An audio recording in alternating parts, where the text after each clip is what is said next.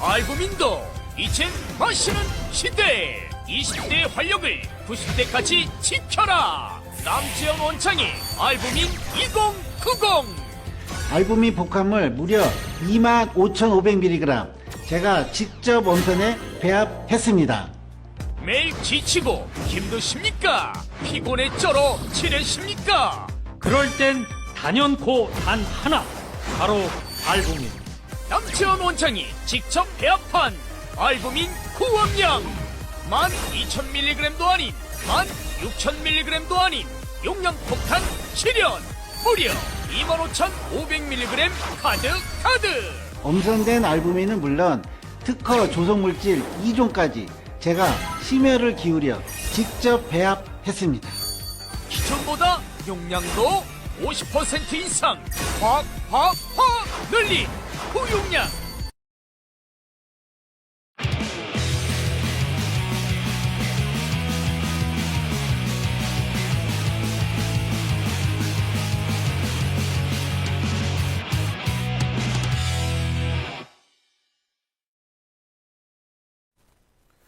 네, 안녕하세요. 아시아투데이 TV 시청자 여러분, 정치펀치 장혜찬입니다. 오늘부터는, 이번 주부터는 예고해드린 것처럼 매일 오후 2시에 장혜찬의 정치펀치가 아시아투데이 TV를 통해서 생방송으로 여러분을 찾아뵙게 됩니다.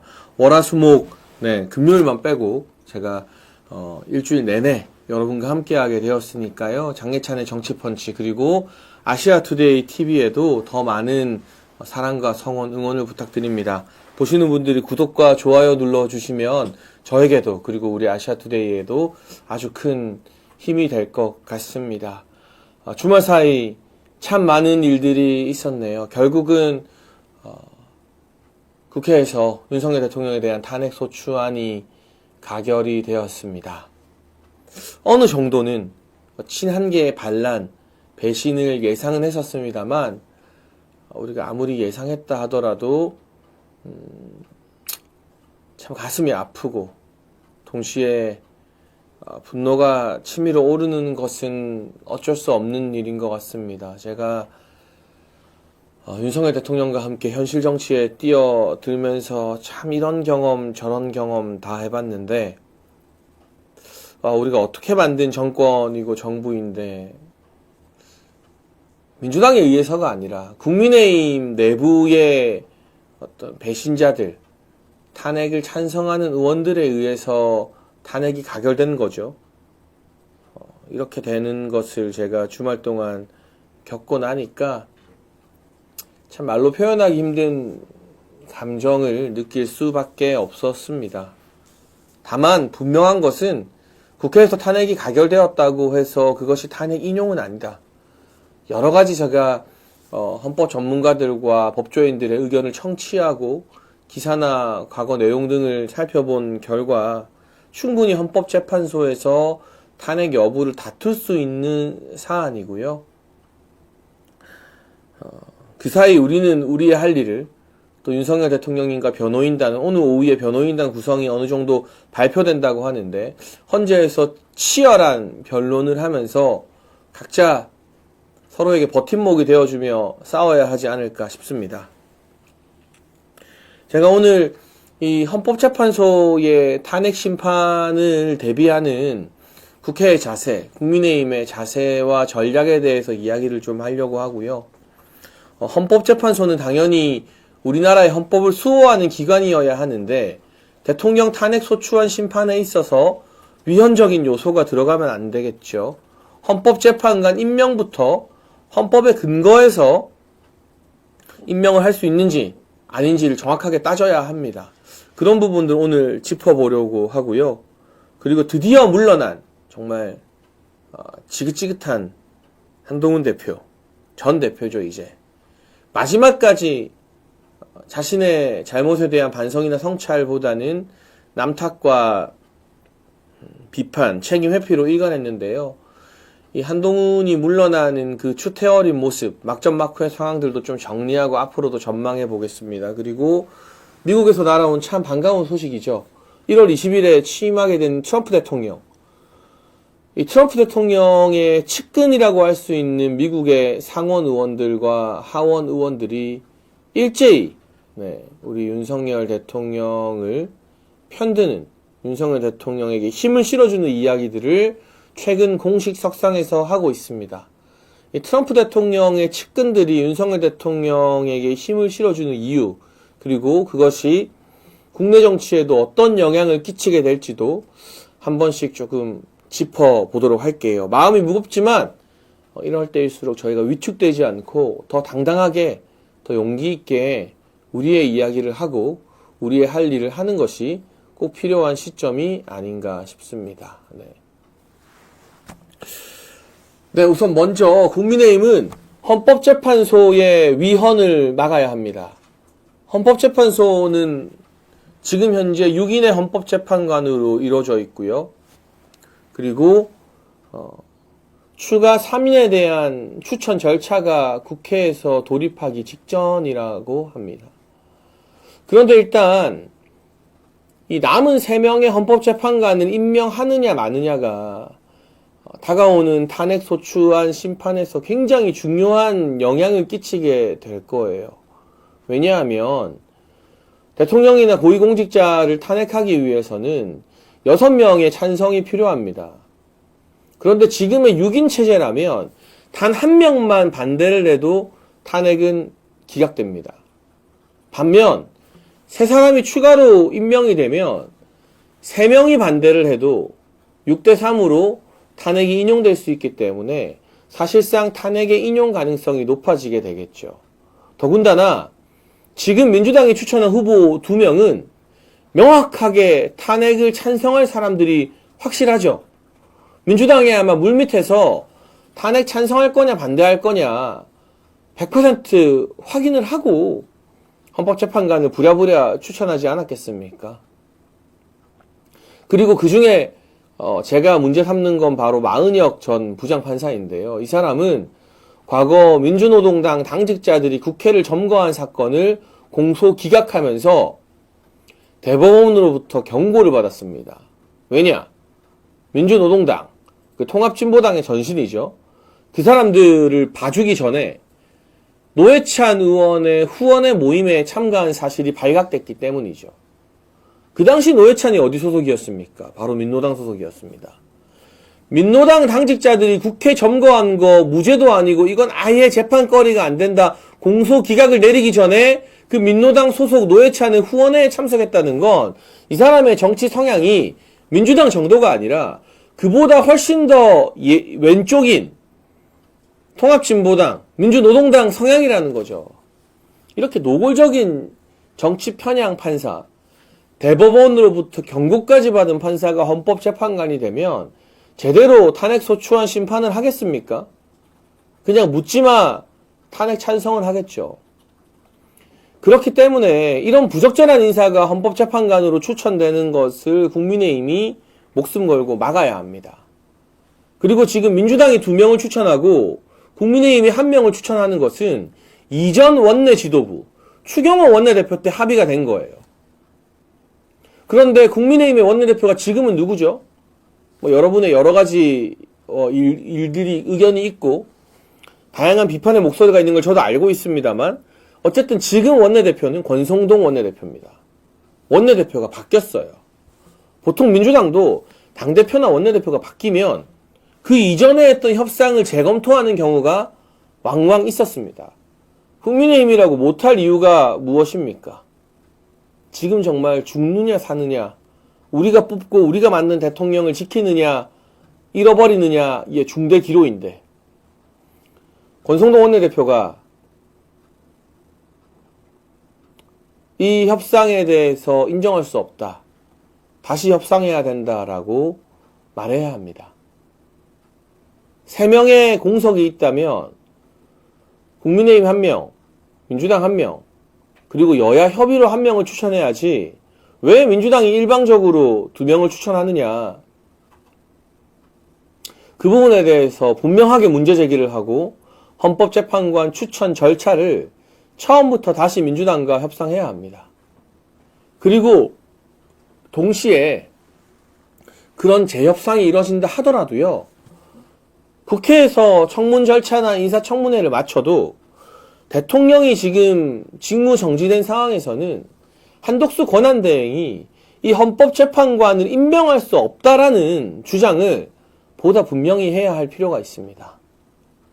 이건 국민의힘이나 보수진영, 또 제가 억지를 쓰는 게 결코 아닙니다. 우리 헌법 111조에 분명히 나와 있고요. 헌법재판소법에도 나와 있습니다. 헌법재판관의 임명은 대통령이 한다. 거기에 다른 예외 조항이 없어요. 헌법재판관의 임명은 대통령이 한다. 그런데 지금 대통령은 누구죠? 윤석열 대통령입니다. 그러나 국회에 탄핵소추안 가결로 직무정지만 되어 있죠. 그러니 대통령이 직무정지일 때는 헌법재판관을 임명할 수가 없어요. 그게 헌법 111조와 헌법재판소법이 분명하게 말하고 있는 내용입니다. 그럼 여기서 민주당은, 좌파들은 이런 반박을 할 겁니다. 그건 대통령 추천하는 헌법재판관 이야기고 이번에 3명은 국회에서 추천하는 거니까 이거는 국회가 임명하는 거다. 대통령의 임명은 요식행위다. 아니 그러면 헌법에, 법에 대통령이 임명한다는 조항을 빼야죠. 예를 들어 방통위원 같은 경우도 국회 추천목이 있어요. 그래서 지난번에 민주당이 최민희를 추천했죠. 그러나 대통령이 인준하지 않았습니다. 최민희가 이해충돌의 사유가 있다는 이유로 대통령이 방통위원을 임명하지 않았어요.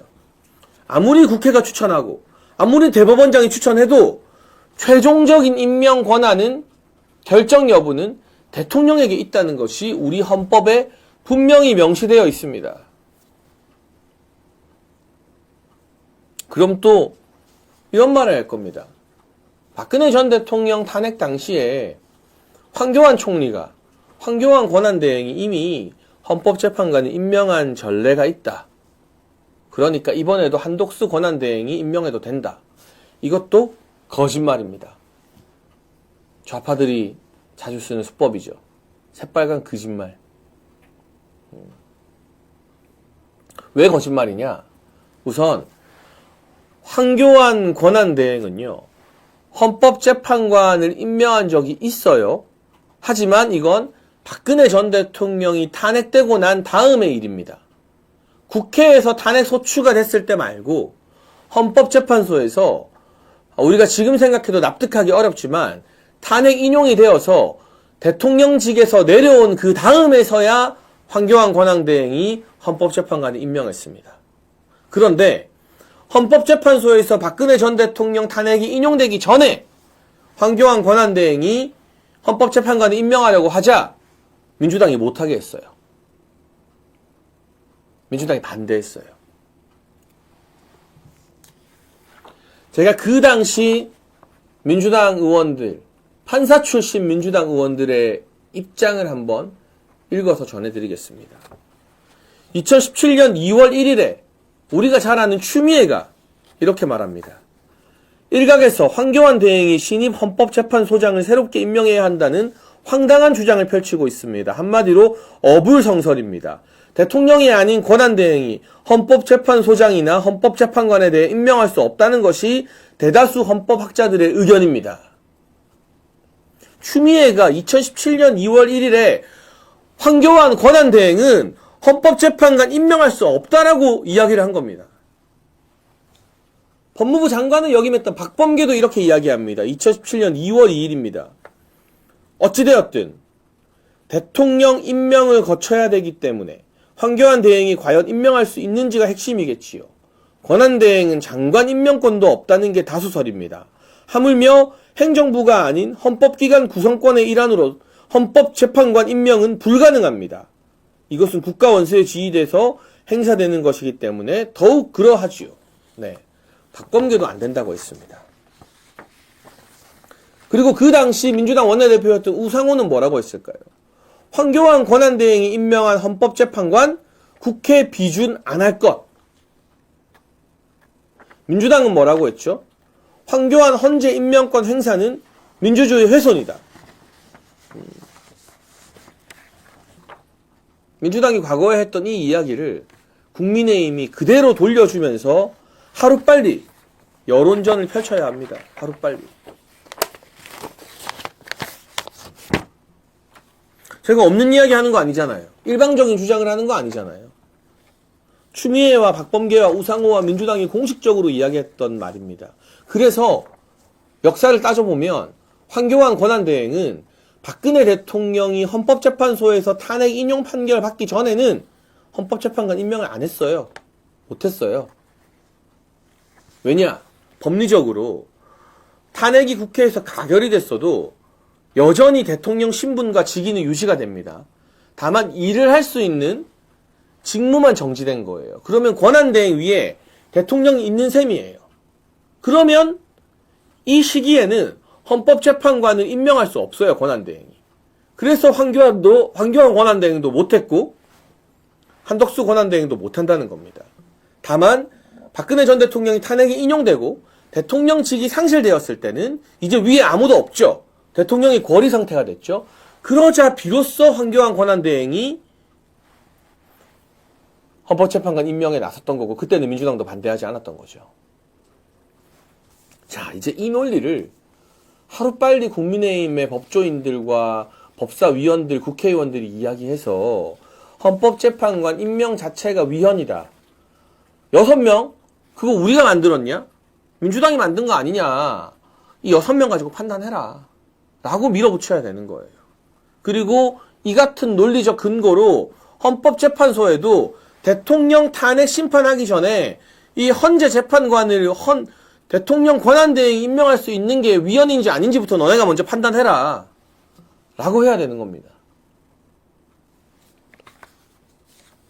만약 무기력하게 전임 원내대표인 추경호 원내대표가 합의한 민주당 2명, 국민의힘 1명 헌법재판관 추천 절차를 그대로 진행하고 이 3명이 임명되는 것을 눈뜨고 지켜본다면 국민의힘 의원들은 대통령 탄핵에 동의한 것으로 볼 수밖에 없는 겁니다. 보다 명확하게 추미애와 박범계와 우상호의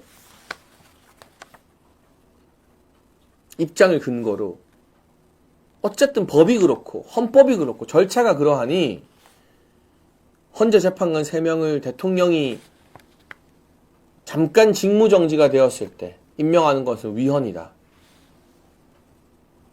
권한대행은 장관 임명권도 없다. 6명으로 심판해라. 이 여론전을 목숨 걸고 펼쳐나가는 게 국민의힘이 해야 될 역할이 아닌가 싶습니다. 네. 이것이 바로 탄핵심판 국면 헌법재판소의 시간에서 국민의힘이 위헌을 막기 위해 헌재에 촉구해야 될 단 하나의 가장 강력한 메시지라고 생각을 합니다.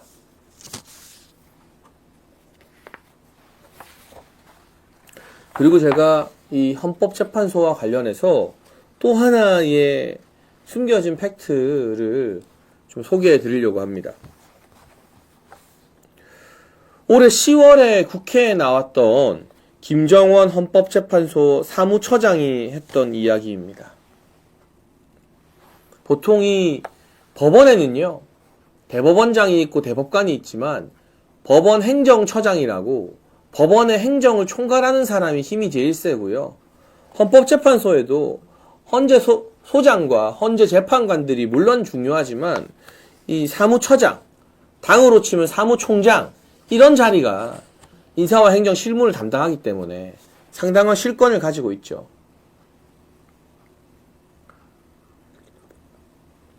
그리고 당내 여러 당원 당규에 대한 해석이 엇갈릴 때 보통 사무총장이 그 해석을 담당합니다. 헌법재판소도 마찬가지겠죠. 이 김정원 헌법재판소 사무처장이 지난 10월에 무슨 이야기를 했느냐, 국회에 나와서 설령 대통령이라 하더라도 대통령 임기 중에 법원에서 당선 무효에 해당하는 유죄가 확정되면 대통령직을 상실할 수 있다고 말했는데요. 이게 누구를 겨냥한 거냐? 지금 재판이 진행 중인 이재명을 겨냥한 겁니다. 이재명은 여러분 아시다시피 공직선거법 1심에서 징역 1년이라는 중형이 선고되어서 의원직 상실, 당선 무효, 피선거권 박탈형이 이미 선고가 되었습니다. 이게 2심과 3심에서 확정만 되면 그는 앞으로 5년 동안 그 어떤 공직선거에도 나올 수 없습니다. 의원직도 상실이 되는 거고요. 그래서 이런 질문이 이 김정원 헌법재판소 사무처장에게 주어졌습니다. 대통령 당선 전에 시작된 재판이 임기 중 당선 무효형이 나오면 직위 상실되냐? 이 질문에 어떤 대답이 있었냐면 법률 효과상으로는 그렇다고 보인다. 여러 혐의로 재판받는 이 박준태 국민의힘 의원이 질문한 건데요. 여러 혐의로 재판받는 사람이 대통령이 되면 재판 결과에 따라 임무 수행이 중단되는 초유의 사태가 예견되면서 헌법 제84조 해석을 두고 여러 논란이 있다. 그러면서 박준태 의원은 공무원 임용 예정자가 재판받는데 유죄 판결 전까지는 무죄 추정 원칙에 따라 공무원이 될 수 있다. 하지만 공무원 임용 수행 중에 결격 사유에 해당하는 죄가 확정 판결되면 당연히 퇴직해야 된다. 이게 우리나라의 법이고 국민 상식이다. 라고 이야기를 했습니다. 그러자 김정원 처장이 법률 효과상으로는 그렇다고 하는 거죠. 그 이재명 대표 재판은 지금 이재명 대표가 대선에 나오기 전에 이미 진행이 되고 있습니다. 그리고 1심에서 유죄가 나온 판결도 있죠. 2심과 3심은 3개월이면 끝나는 매우 빠르게 진행될 수 있는 재판입니다. 공직선거법의 경우는 그래요. 그리고 대북 성공 관련해서도 이재명 대표의 최측근 이화영 전 부지사가 징역 9년 6개월이라는 중형을 선고받았죠. 그런데 여러분 아시는 것처럼 대통령직을 유지할 때는 소추는 안 돼요. 그런데 여기서 소추는 뭐냐? 기소가 안 된다는 겁니다. 그런데 이재명의 경우는 어떻죠? 이미 기소가 되어서 재판이 진행 중이고 그 진행 중인 재판에서 1심 판결이 나온 것도 있어요. 이 경우에는 대통령이 되었다고 해서 새로운 죄를 기소하는 건 안 되지만 이미 기소한 사건, 이미 재판이 진행 중인 사건은 중단 없이 이어져야 되고 그 재판에서 당선 무효 확정 판결이 나오면 대통령직이라 하더라도 중간에 날아가게 된다는 게 헌법재판소 사무처장의 유권 해석인 겁니다. 왜냐? 국회의원도 마찬가지예요. 국회의원도 여러분 당선돼서 여기 금배지 달고 막 어깨에 힘주면서 활동하다가도 그러다가도 도중에 공직선거법 100만 원 이상이나 다른 재판에서 징역 집행유예 이상이 나오면 금배지 날아가요. 면책특권이 있는 국회의원도 중간에 날아가는 거예요. 형사소추를 받지 아니한다는 특권은 대통령 재임 기간 중에 기소가 안 된다는 것이지 이미 기소하고 이미 재판 중이고 심지어 이미 1심 판결까지 나온 재판을 완전히 다 덮어준다, 무효로 만든다? 그건 불가능하다는 거죠. 그렇기 때문에 뭐 그럴 일이 없지만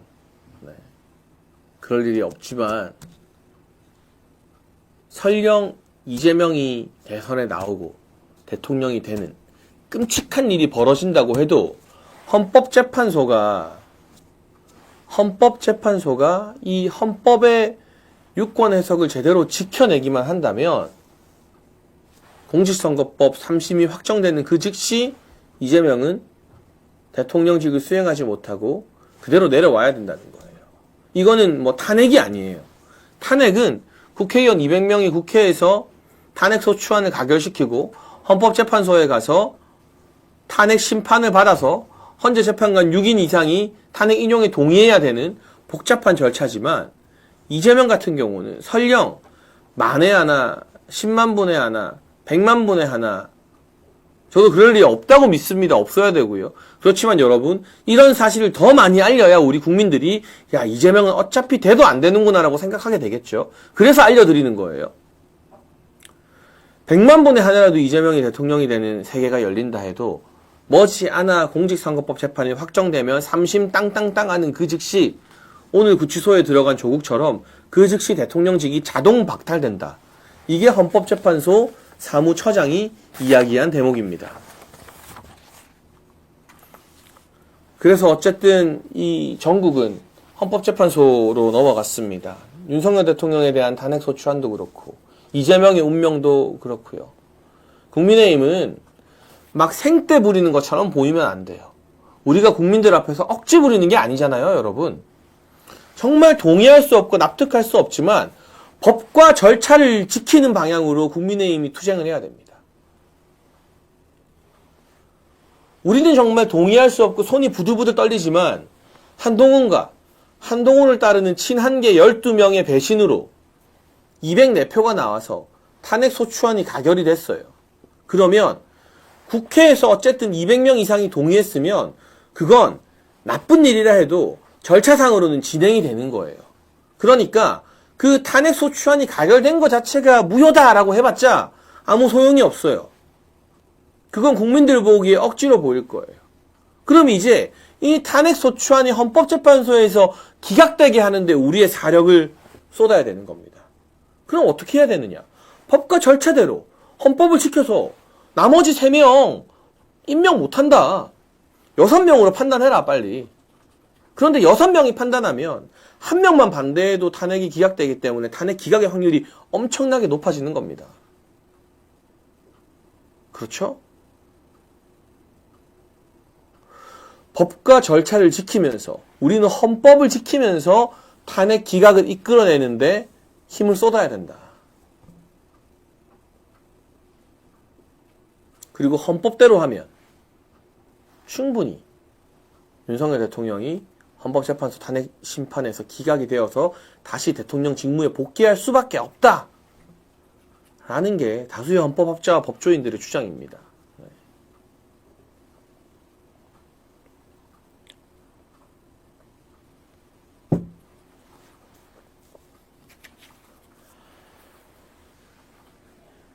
저도 여러 방송에서 그리고 필요하다면 SNS 등을 활용해서 입장을 내면서 이 헌법재판관 추천 자체가 위헌이다. 국민의힘이 지금 가장 시급하게 해야 될 일은 헌법재판관 추천을 인정하지 않는 것이다 라는 목소리를 더 많이 내도록 하겠습니다. 우리가 법과 질서를 지키고 헌법을 수호하는 모습을 보이면서 윤석열 대통령을 지킬 수 있는 방법이기 때문에 저는 거기에 조금 더 힘을 쏟는 게 지금 국민의힘과 보수 진영이 해야 될 일이라고 생각합니다. 그리고 이재명의 운명도 김정원 헌법재판소 사무처장의 이야기처럼 이미 기소되어서 진행 중인 재판은 멈출 수 없는 것이기 때문에 그 부분이 그냥 헌법대로 재판이 진행만 된다면 불행한 탄핵 국면과 무관하게 이재명의 운명은 정해져 있다라고 생각합니다. 그리고 또 한 가지 소식을 오늘 전할 수밖에 없는데요. 오늘 아침 10시 반에 한동훈의 기자회견이 있었습니다. 한동훈이 당대표 사퇴한다고 밝혔죠. 너무나 당연한 일이죠. 의원총회에서 대다수 의원들의 불신임을 받았고요. 친한계라고 하면서 팀 한동훈이다 뭐다 같이 쇼를 하던 장동혁 최고위원과 진종호 청년 최고위원도 최고위 사퇴를 하면서 지도부가 완전히 붕괴됐기 때문입니다. 그런데 여러분, 이게 결코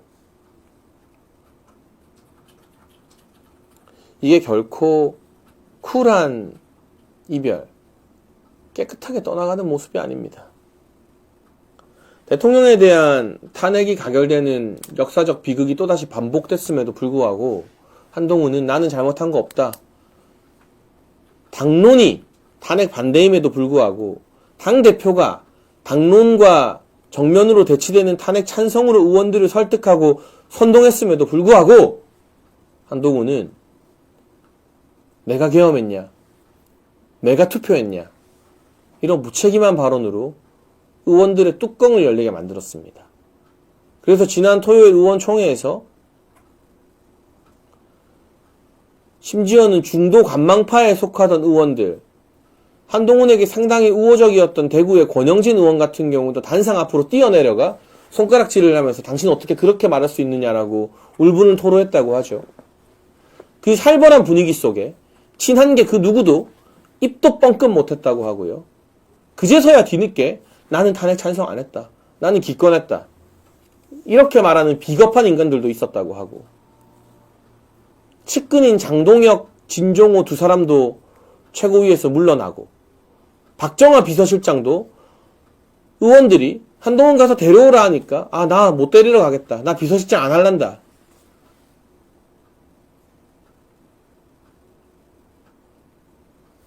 이런 꼴이 났으니 한동훈이 당대표직을 어떻게 수행합니까?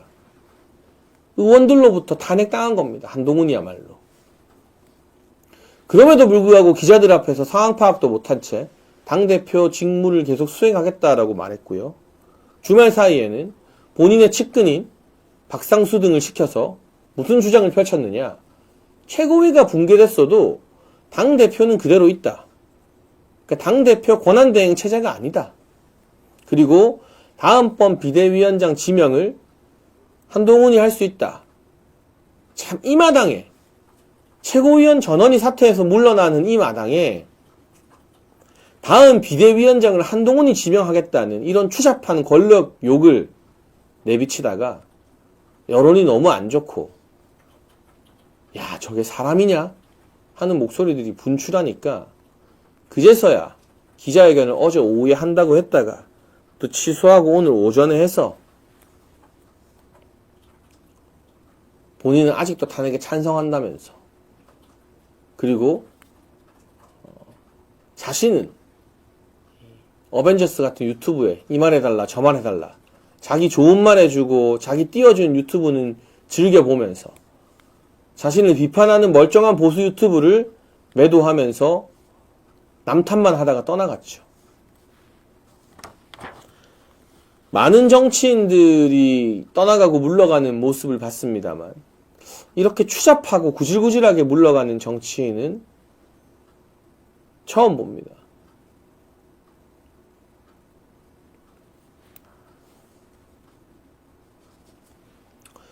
그리고 왜 어제 기자회견을 취소하고 오늘 오전 10시 반으로 어제 공지를 하고 기자회견을 한 건가? 이유는 간단합니다. 한 달들 국회에 모을 시간이 필요해서요. 오늘 국회 소통관 앞에 뭐 글이 많지도 않아요. 그러니까 수십 명의 한 딸들이 한동훈을 보러 나왔더라고요. 그 앞에서 한동훈이 나는 포기하지 않는다. 내가 여러분을 지켜주겠다. 이런 말을 했다고 해요. 그 한 딸들 모으는 시간 벌려고 어제 기자회견 안 하고 오늘 기자회견 한 거죠. 그리고 이 포기하지 않겠다라는 말을 한 딸들한테 해주려고, 이게 무슨 뜻입니까? 자기가 지금 당대표 물러나지만 대선 나오겠다는 뜻이에요. 소위 말하는 친한동훈계 사람들의 생각은 대통령 빨리 탄핵됐으면 좋겠다. 헌법재판소에서 빨리 탄핵 인용되고 대선 빨리 열렸으면 좋겠다. 그러면 한동훈밖에 대안이 없다. 그놈의 대안이 없다는 말을 한동훈 쪽에서 진짜 지긋지긋하게 많이 쓰는데 대안이 없기는 왜 없습니까? 국민의힘과 보수진영에 좋은 정치인들 많고요. 지금 당 지지율이 이 대통령 탄핵 국면에도 25%가 나옵니다. 25%는 누구든 받을 수 있는 거예요. 근데 한동훈 얼마 나오죠? 지난주에 7% 나왔어요. 대선 나와서 대선 주자가 되어서 당과 보수 진영을 다시 장악하겠다 라는 말도 안 되는 망상을 품고 있는 겁니다. 그런 메시지를 한 딸들에게 전달해 주려고 어제 기자회견을 취소하고, 원래 당대표 사퇴 같은 경우는 페이스북으로 보통 입장을 밝혀도 되거든요. 떠나는 마당에. 원래 떠나는 자는 말이 없어야 하잖아요. 굳이 국회 기자회견 일정을 어제 공지해서 한 딸들이 수십 명이라도 국회에 모일 수 있는 시간을 주고, 그 앞에서 본인이 진짜 하고 싶은 말은 나는 포기하지 않겠다는 거예요. 이건 뭐냐? 대선 나오겠다는 뜻이에요. 이 사단을 만들고도 정치 계속하겠다는 말입니다. 근데 여러분, 한동훈이 당대표 할 때, 그리고 한창 소위 말해 언론이 띄워주고 조중동이 띄워줘서 잘 나갈 때, 한동훈이 야, 밥 먹자. 우리 한번 새 과시하자. 할 때 여의도에 20명 모였습니다. 국회의원 20명. 그런데 그 친한계 국회의원들도요, 제가 투표했나요? 이 말에 다 멘붕이 왔다고 해요. 아니, 자기들은 탄핵 찬성하는 한동훈 때문에 같이 배신자의 길을 걷기로 했는데, 자기들은 이제 탄핵 찬성해서 욕먹고 정치 생명 끊기게 생겼는데, 그걸 옆에서 막 부추기고 선동한 한동훈이 투표 내가 했어? 지들이 투표한 거잖아. 라고 책임 전가해버리니까 당연히 멘탈이 붕괴되죠. 물론 자업자득이고 참 꼬신 일이지만, 그러니 이제 당대표 사퇴한 한동훈이 본인 나름으로는 나 아직 살아있다, 나 아직 안 죽었다라는 거 보여주려고 뭐 국회의원들한테 밥 먹자고 할 겁니다. 근데 이제 한동훈이 고급 중식당이나 여의도 인근의 횟집에서 밥 먹자, 사람 모아라 하면 20명 모일까요? 10명도 안 모일걸요? 그래도 몇 명은 가겠죠. 한지아 의원, 우재준 의원, 김상욱 의원, 뭐 김예지 의원, 조경태 의원. 그래봤자 한 자릿수일 겁니다. 누가 지금 한동훈과 함께 정치 생명 벼랑 끝으로 밀어 넣으려 하겠습니까?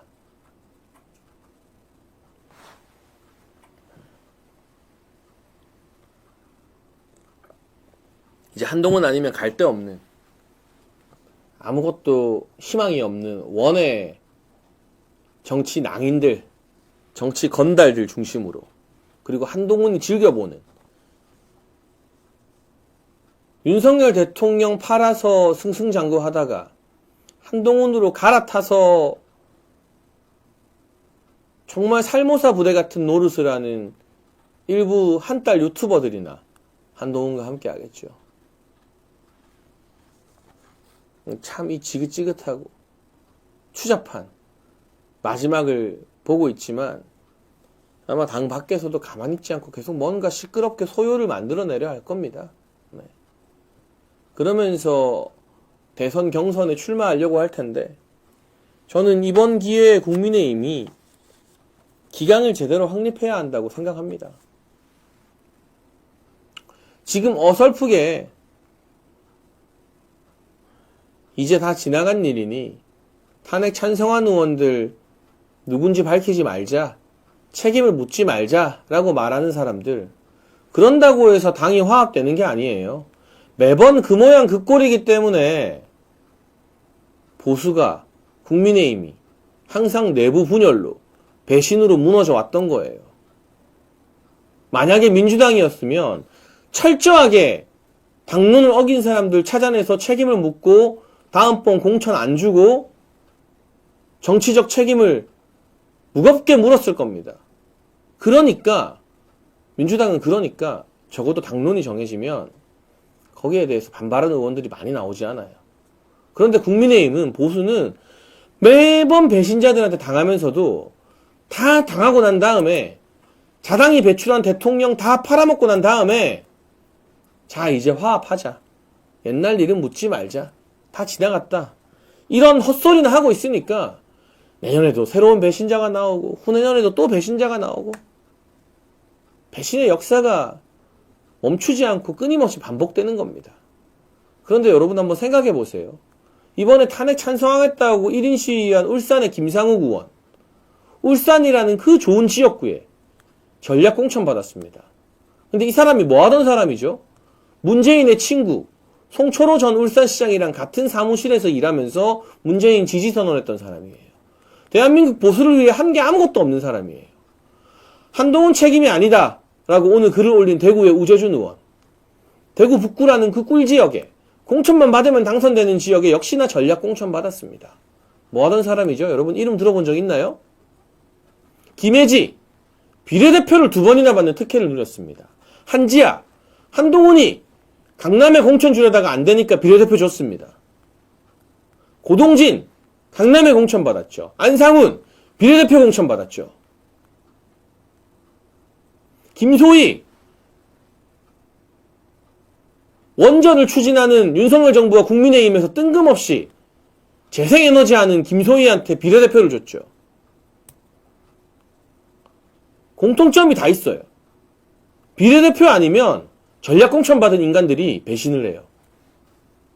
최소한 치열한 경선을 거치면서 당원들에게 선택받은 인간들도 아니고 그냥 국회의원 배지 거저먹은 인간들, 공짜로 주워먹은 인간들이 앞장서서 정부와 당을 배신하고 대통령을 탄핵의 제물로 바친 겁니다. 그런데 이런 인간들 그냥 놔두고 넘어가자고요? 그럼 보수가 미래가 없어요. 그러면 다음번에 우리가 대통령 새로 뽑아도 또 배신할 거예요. 그리고 제발 좀 보수와 정부, 당에 아무것도 기여한 적 없는 어중이 떠중이들을 그냥 그럴듯한 명함 하나 갖고 있다고 비례대표 주고 꿀지역구에 전략공천 주고 이런 짓 좀 이제 안 해야 돼요. 그러니까 자기들이 받은 공천이 국회의원 배지가 얼마나 소중한 건지, 정말 피땀 흘리는 사람들의 그 눈물 위에 세워진 국회의원 배지인지도 모르고 지가 잘나서 배지 단 줄 알고 지 멋대로 굴잖아요. 제 말이 틀렸습니까?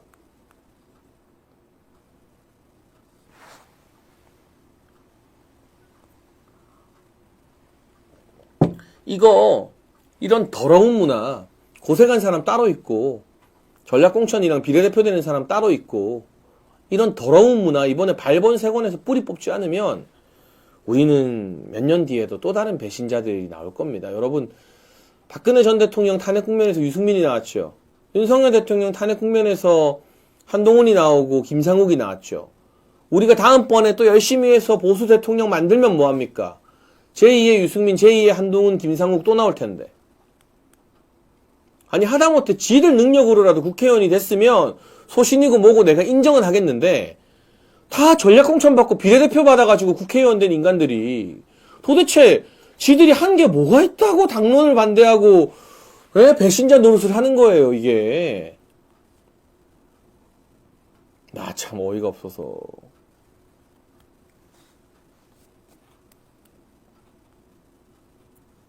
이거를 바로잡지 않고 그냥 이제부터 우리는 하나다. 하나는 뭐가 하나입니까? 결정적일 때 뒤통수 칼 꼽았는데 그 칼 꼽은 사람한테 우리는 하나다 하는 거는 두 번, 세 번 칼 맞겠다는 거죠. 여러분, 사기도요, 한 번, 두 번 당하면 사기 친놈 잘못이지만 세 번, 네 번 당하면 사기 당하는 사람도 문제가 있는 거예요. 그렇죠? 지금 보수와 국민의힘이 그 꼴이에요.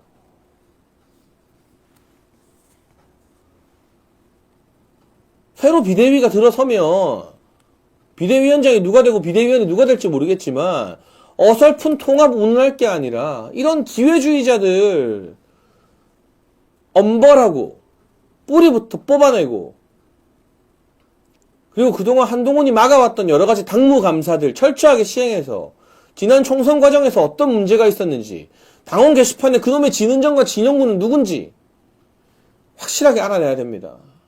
그게 아니고 뭐 통합하겠다, 이제부터 하나가 되겠다, 이런 하나만한 소리하는 웰빙 비대위가 들어서면 그 비대위의 운명도 보나마나입니다.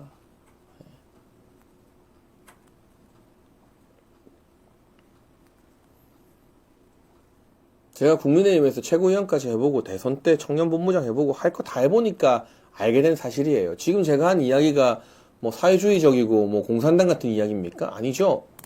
당의 기본적인 원칙을 확립하자는 이야기죠. 안 그렇습니까? 자, 여러분, 이제 마지막 트럼프 대통령 소식으로 넘어가기 전에 우리 아시아 투데이 TV와 정치펀치 많이 도와주시는 이 남재현 원장의 알부민 소개 잠깐 하겠습니다. 광고할 때 여러분이 빠져나가면 제가 마음이 엄청 아파요. 1분이면 끝나니까 좀 지켜봐 주십시오. PD님, 지금 시청자분들이 몇 분까지 계셨죠, 오늘? 3,500명. 3,500명이거든요. 여러분 광고할 때 빠지면 제가 얼마 빠졌는지 체크하고 기운이 쭉 빠질 겁니다. 많이 빠지면 끝까지 보셔야 돼요. 여러분 지금 환절기고 날씨가 갑자기 추워지는데 이 면역 건강 가기를 위해서 쉽게 마시는 남주현 원장의 알부민 제가 매일 소개해 드리잖아요. 이 간에서 만들어지는 혈관 단백질 성분 알부민이 나이가 들수록 감소한대요. 그런데 이 마시는 알부민은 근육량 증가, 면역 증진, 염증 억제에 도움을 주는 로얄 젤리 분말과 아르기닌 성분 그리고 비타민과 아연까지 들어있습니다.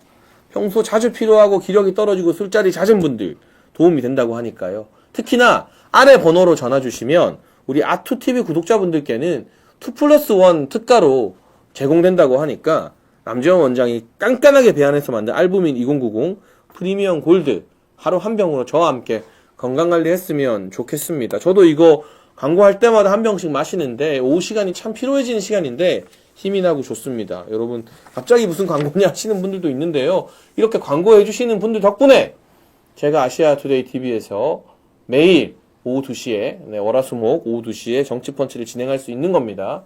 그러니까 여러분이 많이 주문해 주시면 좋겠어요. 얼마 전에 장례찬 정치펀치 보고 이거 주문 늘었다는 이야기를 해주시더라고요. 그럼 제가 엄청 힘이 나고 고맙습니다. 네.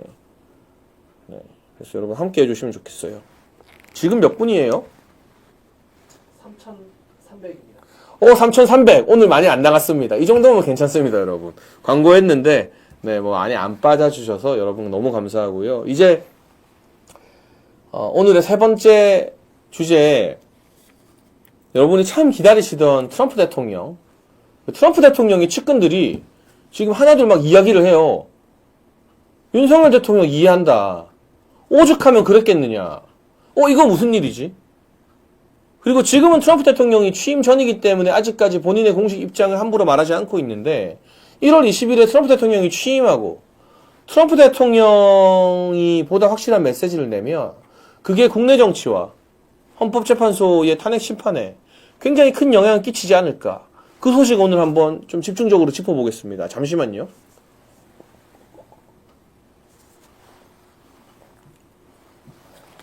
저도 힘을 내야 되니까 여러분과 함께 알부민을 마셨습니다. 여러분 대통령의 대국민 담화에서 계엄을 선포할 수밖에 없었던 여러 이유에 대해서 조목조목 설명을 했습니다. 그 중에 선거관리위원회의 부실한 정말 눈 뜨고 보고도 믿기 힘든 비밀번호 1, 2, 3, 4, 5 같은 말도 안 되는 의혹도 있었습니다만 또 한 가지 대통령이 직접 지목한 게 바로 중국 간첩의 존재입니다. 우리나라에 들어온 중국인이 미국의 항공모함 기함에 있는 거를 드론으로 촬영한 거예요. 폰으로 촬영한 거예요. 그리고 우리나라 국정원 건물도 드론으로 촬영하다 걸렸어요. 누가 봐도 명확한 간첩이죠. 근데 이 중국인들 간첩죄로 처벌할 수 있을까요? 못합니다. 왜? 우리나라 간첩죄 법에는 북한 간첩만 처벌할 수 있어요. 외국 간첩 처벌을 못해요.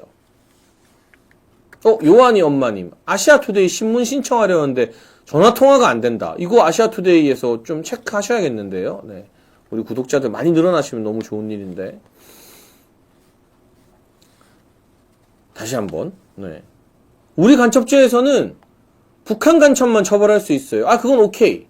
근데 외국 간첩 처벌은 못해요. 세상에 이런 법이 없어요. 어느 나라도 이런 말도 안 되는 황당한 법을 갖고 있지는 않습니다. 그래서 윤석열 대통령이 국민의힘이 간첩죄를 개정하겠다. 외국 간첩도 처벌할 수 있어야 된다. 이거 이재명과 민주당이 브레이크 걸었습니다. 그런데 원래는 이게 너무 당연한 거니까 민주당도요. 간첩죄 개정하려고 했어요. 그런데 중국 간첩들의 간첩 행위가 적발되니까 갑자기 입을 싹 씻고 180도 바뀌었어요. 간첩죄 개정 안 한다. 여러분, 이재명이 중국의 국장급에 불과한 싱하이밍 전 주한대사 집에 찾아가가지고 싱하이밍이 우리나라 대통령 욕하도록 판 깔아준 거 기억하시죠? 그리고 그냥 중국한테는 쉐쉐만 하면 된다라고 말했죠. 문재인은 중국 가가지고 중국은 대국이고 우리나라는 소국이다. 우리는 중국몽을 꾸겠다. 굴욕을 겪었죠. 중국 공안들이 우리나라 대통령실 출입 비자를 두들겨 팼는데도 우리가 한마디 항의 못하고 중국에서 혼밥이나 먹고 왔죠. 민주당의 친중 사대주의는 바꿀 수 없는 뿌리 깊은 DNA입니다. 그리고 세계 각국의 선거에 중국과 러시아가 개입하고 있다는 정황은 너무나 많이 나옵니다. 호주, 캐나다 모두 자신들의 대선에 중국이 개입했다는 의혹이 정치권으로부터 제기되어 있습니다. 특히 호주 같은 경우는 중국 간첩들의 조직적 활동이 발각되어서 호주와 중국 사이에 외교를 끊니 많이, 단교를 하니 많이 하는 심각한 지경까지 갔습니다. 우리나라도 얼마 전 굉장히 커다란 중식당이 알고 보니 중국 간첩들의 본것이 아니냐라는 의혹이 제기되었죠. 그 중식당 이름이 동방명주일까 그럴 거예요. 그래서 한강 위에 있던. 근데 그 동방명주에 민주당 김두관 의원을 비롯한 정치인들이 들락날락거리면서 행사한 사진도 다 드러났어요. 여러분 제가 말하니까 기억나시죠? 중국 간첩이, 중국 정부의 막대한 비자금이 세계 각국의 주요 정치인들에게 흘러가지 않겠습니까? 호주에 있는 중국 간첩 조직이 우리나라에 없을까요?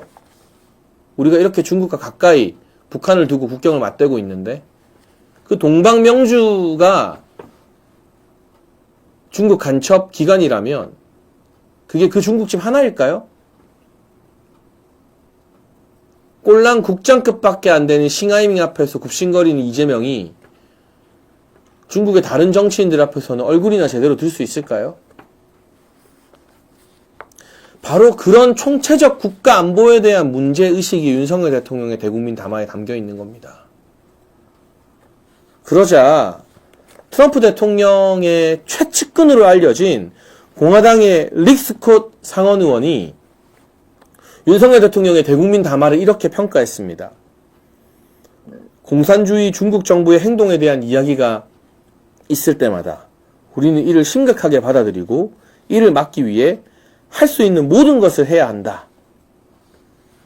이건 미국의 소리라는 VOA라는 미국 관영 매체가 한국 상황과 윤석열 대통령 담화에 대해서 어떻게 생각하느냐고 물어보자 대답한 겁니다. 특히 이 릭 스콧 의원은 이렇게도 이야기했습니다. 나는 공산주의 중국이 비열한 정부라는 것을 알고 있다. 그들은 한국이든 미국이든 세계 어느 곳이든 우리 삶의 방식을 파괴하려 하고 있다. 한국은 훌륭한 동맹국이고 한국을 계속 돕기 위해 할 수 있는 모든 것을 다 하고 싶다. 결국 윤석열 대통령이 중국 간첩의 문제점에 대해서 지적한 것을 트럼프 대통령의 최측근인 공화당 상원 의원이 지지하고 인정한 겁니다. 끝이 아닙니다. 트럼프 대통령 1기 행정부에서 주 1대사라는 중요한 직책을 수행했던 빌 해거티 공화당 상원 의원도 윤석열 대통령이 거론한 중국인 간첩 사건에 대해서 내가 구체적인 문제에 대해서는 잘 알지 못하지만 구체적 언급은 자제하겠지만 윤석열 대통령이 한국에서 지금 매우 도전적인 정치적 입장을 취하고 있다는 것을 알고 있다. 윤 대통령이 처한 어려움에 대해서 잘 알고 있다고 이야기를 한 거죠. 이걸 언론은 윤석열 대통령의 입장에 대해서 공감대를 형성한 것으로 해석을 했습니다. 지금 윤석열 대통령이 처한 상황과 대국민 당화문이 미국 정치권에 퍼지고 있다는 증거입니다. 특히 트럼프 대통령과 가까운 측근 인사들, 공화당 의원들을 중심으로 중국 간첩 문제를 제기했고 트럼프 대통령도 미국 선거에서 부정선거가 있는 거 아니냐, 우리로 치면 사전투표인 관외 투표가 민주당 몰표가 나오는 거 이거 용납할 수 없다 라고 말했는데 그와 같은 문제의식을 똑같이 공유하고 있는 윤석열 대통령의 입장과 트럼프 대통령의 입장이 상당 부분 일치하는 점이 많다는 거죠. 한국계인 영김 공화당 하원 의원, 역시나 트럼프 대통령을 배출한 공화당의 하원 의원도 이 VOA 미국의 소리와의 인터뷰에서 민주주의에 대한 한국의 의지를 확신한다. 한미일 관계 약화시키는 것은 우리 적들을 대담하게 만든다고 했습니다. 이건 무엇입니까? 윤석열 대통령 탄핵 소추안에서 한국과 미국과 일본, 한미일 관계를 중시한 것을 탄핵 사유로 삼고 북한, 중국, 러시아 편들어야 된다고 말한 거, 이거를 비판한 거나 마찬가지거든요.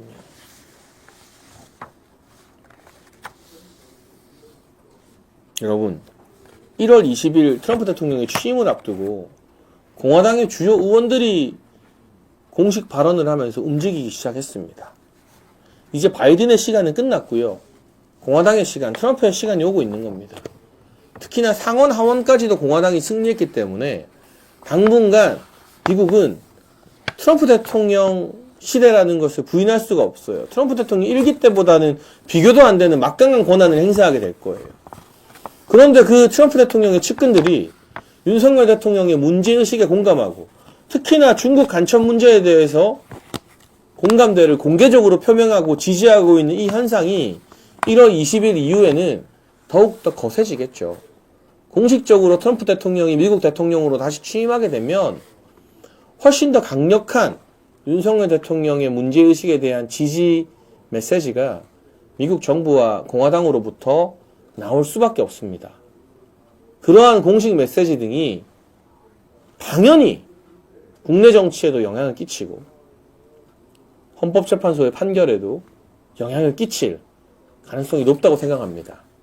그래서 우리 정치펀치 시간에는 당분간은 국내 정치를 위주로 계속 다룰 수밖에 없겠지만 그러나 가급적 해외 정치인들의 윤석열 대통령에 대한 입장, 지지 메시지, 특히 미국 트럼프 대통령과 그 측근 공화당 의원들의 메시지를 가능한 여러분께 소개해드리면서 한미동맹 굳건하다. 그리고 그 어느 대통령보다 미국과 우리 서방의 자유진영의 지지를 받는 대통령이 바로 윤석열 대통령이다라는 점을 자주 말씀드리고 부각시키도록 하겠습니다. 오늘 제가 국민의힘은 헌법재판소의 위헌을 막아야 된다. 헌재 재판관이 추천되고 추가 임명되는 것 자체가 위헌이다라는 점을 말씀드렸고요. 동시에 지긋지긋한 한동훈의 마지막 정말 추잡한 최후까지도 한번 그 비하인드 스토리와 함께 짚어봤고 트럼프 대통령의 측근들이 윤석열 대통령을 지지하는 메시지를 낸 것도 소개해드렸습니다. 여러분 시국이 수상하고 험난한 가시밭길을 우리가 함께 걸어가야 되지만 그러나 위축되지 않고 겁먹지 않고 우리가 끝까지 포기하지 않겠다. 국민과 함께 마지막까지 싸우겠다는 윤석열 대통령처럼 우리도 기운을 내고 힘을 내서 이 험난한 국면을 함께 헤쳐가도록 지혜를 모으는 아시아투데이 TV 장예찬의 정치펀치가 되도록 하겠습니다. 장예찬의 정치펀치는요 매주 월화수목 평일 오후 2시에 여러분을 찾아오니까요. 여러분 잊지 마시고 좋아요 눌러주시고 즐겨찾기와 구독도 부탁드립니다. 그러면 저는 또 내일 오후 2시에 변함없이 여러분 찾아와서 인사드리겠습니다. 감사합니다.